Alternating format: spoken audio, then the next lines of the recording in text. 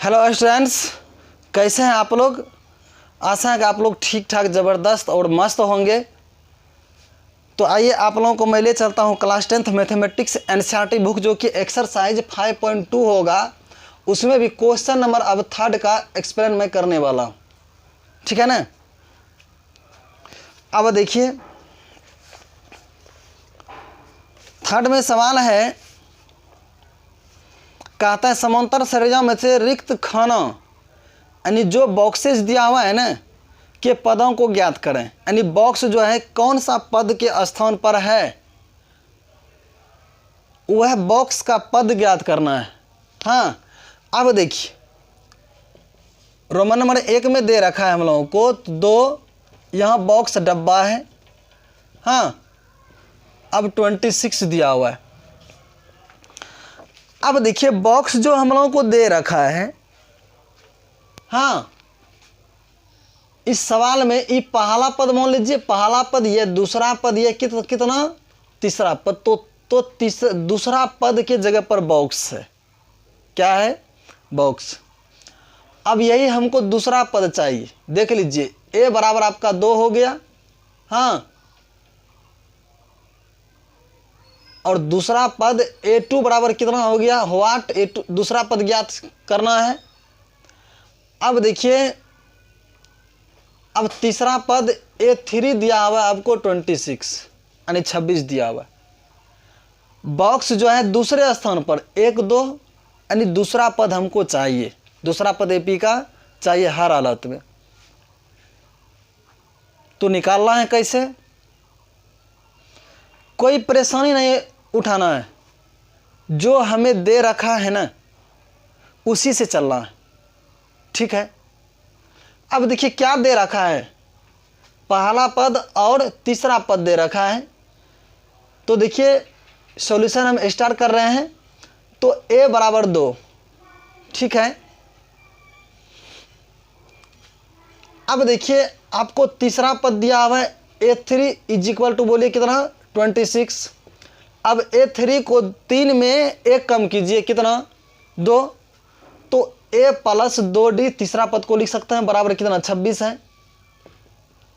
चलो जी, अब देखिए कितना इजी सवाल है। सिर्फ आप लोग वीडियो को देखिए और सवाल अपने आप देखिए बन जाएगा। ए देखिए कितना दे रखा है, ऑलरेडी 2 पहले से रख दीजिए, प्लस 2 है सूत्र का, गुना कीजिए, गुना, डी है, डी कितना है मालूम नहीं है हमको, डी तो चाहिए, बराबर कितना, 26। अब देखिए 2 गुना डी कितना, 2d हो जाएगा, बराबर 26। 2 इधर प्लस मिलाएंगे, इधर माइनस में 2 हो जाएगा। अब 2d बराबर कितना, 26 में 2 कितना, 24 हो जाएगा। कटा दीजिए 12 बार में, इसीलिए d बराबर कितना, 12। तो कोई पद तो ज्ञात करने के लिए पहले तो हमें a और d तो चाहिए, पहला पद और सार्वंतर तो चाहिए। जब तक आपके पास पहला पद सार्वंतर नहीं हो, सवाल आपसे बन नहीं सकता है, ठीक है ना। इसलिए दिमाग लगाना पड़ेगा। देखिए बॉक्स में पहला पद तीसरा पद, अब पहला पद तो मालूम है ऑलरेडी पहले से, अब तीसरा पद है। अब दूसरा पद का आता है, तीसरा पद में a प्लस d, तीसरा पद a2 ज्ञात करना है, नहीं a3 ज्ञात करना है, तो a प्लस 2d। अब हमको इसमें d है तो d पहले निकाल लेते हैं, a की सहायता से d निकाल ली।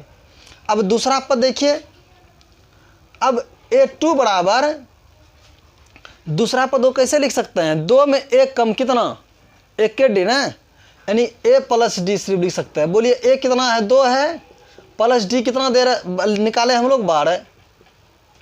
अब a बराबर कितना, 12 2 14 हो गया। तो दूसरा पद का मान बताइए कितना हो गया, 14। बोलिए यही आपका आंसर हो गया, कोई दिक्कत नहीं है, परेशानी ही नहीं होगा। हाँ, अब देखिए चलते हैं रोमन नंबर 2 की ओर हम लोग। 2 में सवाल है, पहला पद में ही बॉक्स दिया हुआ है, बक्सा से भेंट हो रहा है हम लोगों को, पैसा रखना है इसमें।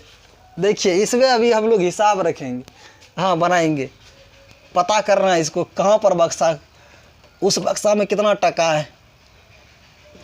13, फिर बॉक्स है, फिर 3 है। बताइए, अब हमको पहला पद ना मालूम है ना ही, देखिए 1 2 3 4, ना पहला पद मालूम है ना ही तीसरा, लेकिन दूसरा और चौथा हमको मालूम है। हाँ, देखिए सॉल्यूशन स्टार्ट। जब दूसरा पद मालूम है तो A2 कितना है, A2 को बोलिए आप कैसे लिख सकते हैं, A प्लस, अब 2 में 1 कम कितना, D बराबर कितना दे रखा है, 13 लिख सकते हैं, ऐसे कोई दिक्कत नहीं है। थोड़ा शॉर्ट बना रहे हैं, ऐसे भी समझ रहे हैं, कोई दिक्कत नहीं है, समझने में आएगा। अब देखिए क्या है, 1 2 3, एक कितना, चौथा पद A4, चौथा पद को कैसे ऑलरेडी आप लिख सकते हैं, बताइए। 4 में 1 कम कितना, 3, तो A प्लस कितना बताइए, 3D बराबर कितना दे रखा है, 3, ठीक है ना। यानी चौथा पद का वैल्यू कितना, 3 है ना। अब इसको विलोपित करें, जो कि आप लोग तीसरा चैप्टर में पढ़ के आए हैं। विलोपन, प्रतिस्थापन, वज्र गुणन, ग्राफ सभी मैंने बताया आप लोगों को। क्या परेशानी तो नहीं ना है? यदि जो वीडियो नहीं देखे हैं विस्थापन विधि, आप लोग पीछे आकर के देख लीजिए तीसरा चैप्टर में, ठीक है ना। इंट्रोडक्शन टोटल चीज़ वहाँ दे रखा हूँ, सिर्फ आप सबों के लिए। जहाँ समझ में नहीं आए फिर वहाँ जाइए, पीछे देख लीजिए, कोई दिक्कत नहीं। अब देखिए, इसको इक्वेशन फर्स्ट, इसको सेकेंड मान लीजिए। जब इक्वेशन फर्स्ट और सेकेंड, तो क्या करें, देखिए इसका गुणनक A का समान है, तो क्या करेंगे, घटाने पर लिख दीजिए। घटाने पर घटा घटा घटा कैंसिल हो गया। अब देखिए यहाँ 1D है, 3D कर्जा है, तब पर भी 2D कर्जा बच जाएगा। एक आमदनी वहाँ है ना, 2D कर्जा। अब देखिए 10 में 3 घटाइए कितना, नहीं 13 में 3 घटाइए कितना, 10 हो जाएगा। D बराबर 10 बटा -2, 2 5 कितना, 10, इसीलिए D बराबर -5, ठीक है ना। अब देखिए D का मान किसी भी समीकरण में आप पुट कर सकते हैं, कोई दिक्कत नहीं है। समीकरण 1 में मैं रख दिया, समीकरण 1 में रखने पर अब देखिए समीकरण 1 क्या है, तो A प्लस D बराबर कितना है, 13 है। आपको ये वाला नहीं लिखना है, चूँकि इसके बराबर मैंने इसको लिखा, इतना टोटल नहीं लिखना है, A2 नहीं लिखना है, चूँकि समीकरण इतना सिर्फ 1 है। शॉर्ट करने के लिए मैंने यहाँ इसके बराबर इसके बराबर ई भी लिखा चला गया है, कोई दिक्कत नहीं है। लेकिन जब इक्वेशन लेना है तो सिर्फ A प्लस D ही लेना है, ज़्यादा नहीं।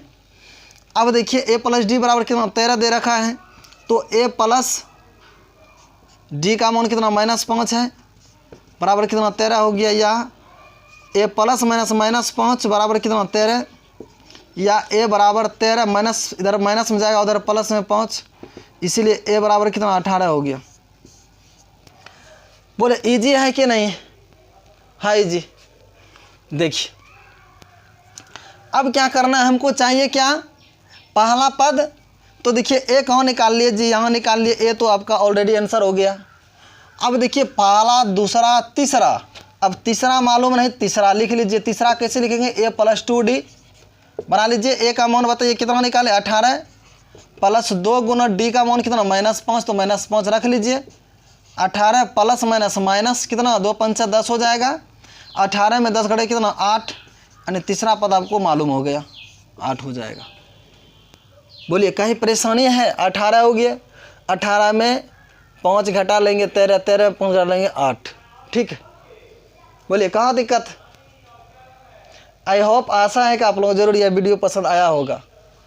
आप लोग अपने दोस्त के साथ शेयर, लाइक और सब्सक्राइब अवश्य करें। धन्यवाद।